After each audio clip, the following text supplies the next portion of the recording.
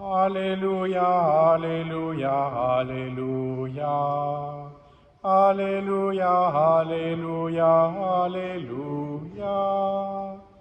Alléluia, Alléluia, Alléluia. Alléluia, Alléluia, Alléluia. À toi, Dieu, notre louange. Toi, le Seigneur, nous t'acclamons. Toi dont témoignent les martyrs. Alléluia, Alléluia, Alléluia. Alléluia, Alléluia, Alléluia. Le Seigneur soit avec vous. Évangile de Jésus-Christ selon saint Matthieu.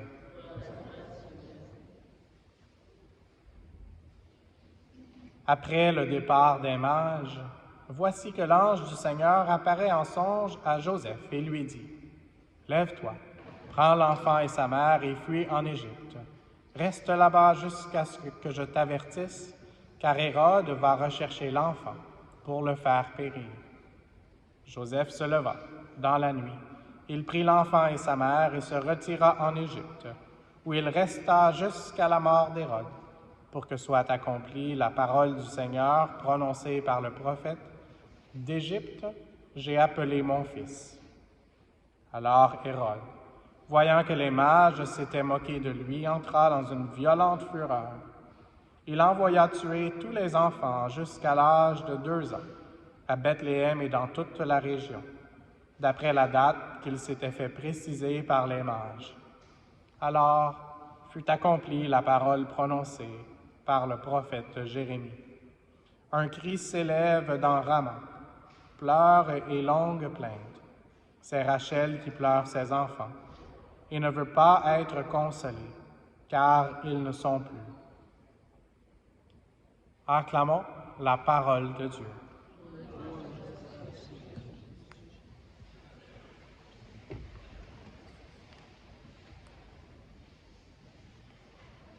On est encore dans le temps de Noël, Christmas en anglais. On est encore dans le temps des fêtes. Et puis on devrait avoir le cœur à la fête. Et en même temps, c'est un peu difficile de dire « Acclamons la parole de Dieu, louange à toi, Seigneur Jésus », quand on vient d'entendre les souffrances incroyables qui se sont passées suite à la naissance de Jésus. Cette prophétie qui avait été faite plusieurs centaines d'années avant et qui s'est réalisée. Un cri s'élève dans Rama, pleurs et longues plaintes.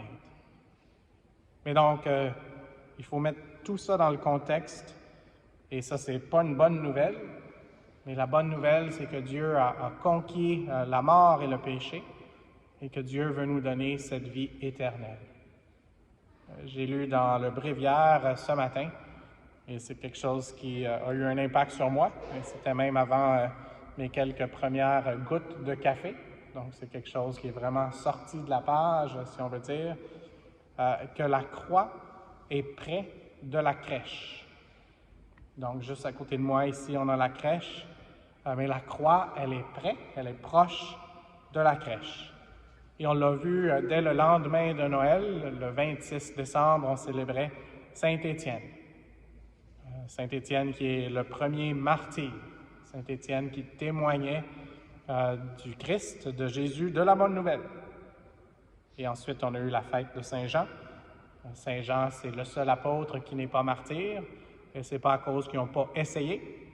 Donc, même qu'à un moment donné, de ce que je comprends, il était dans une bouilloire, puis il a survécu. Et ensuite, aujourd'hui, le 28, on célèbre les saints innocents. Noël, ça devrait être à propos de la vie nouvelle, de la nativité. Et puis oui, en fait, c'est notre point de référence central, même qu'on dit qu'on est en 2023, donc ça c'est avant et après Jésus-Christ. Donc après Jésus-Christ, après la naissance de l'Emmanuel, Dieu avec nous, nous sommes dans ce temps des fêtes qui devrait même se prolonger après le temps des fêtes, même si on n'a pas toujours des bonnes nouvelles.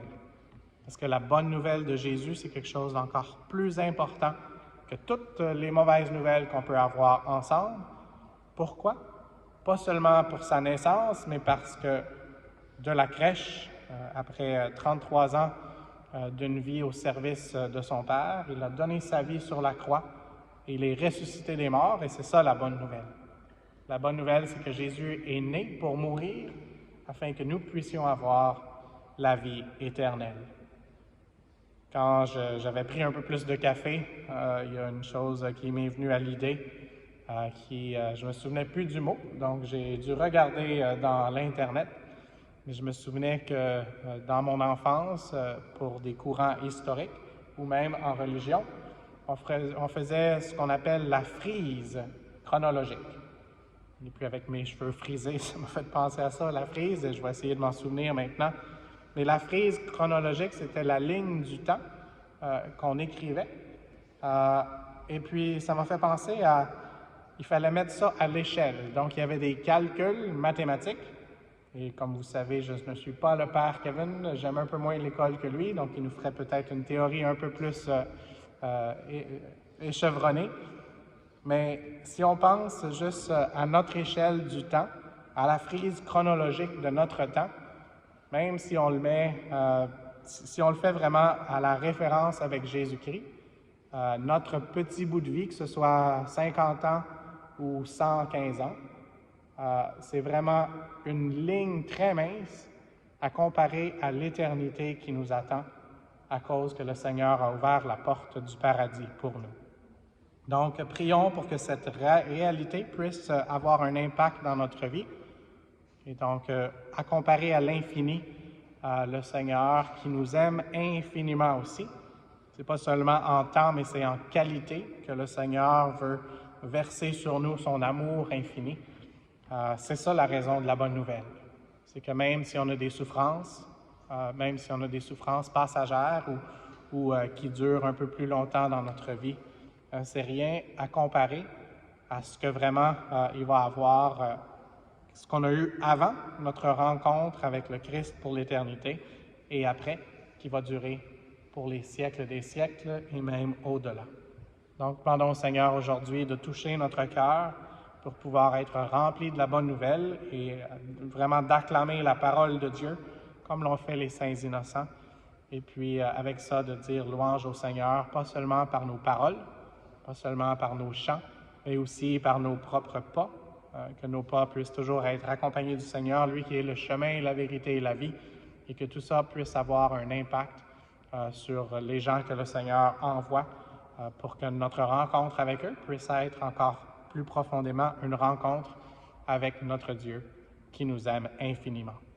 Alors que la croix qui est près de la crèche nous aide à espérer et à avoir confiance en cette vie nouvelle que le Seigneur veut nous donner pour l'éternité. Amen.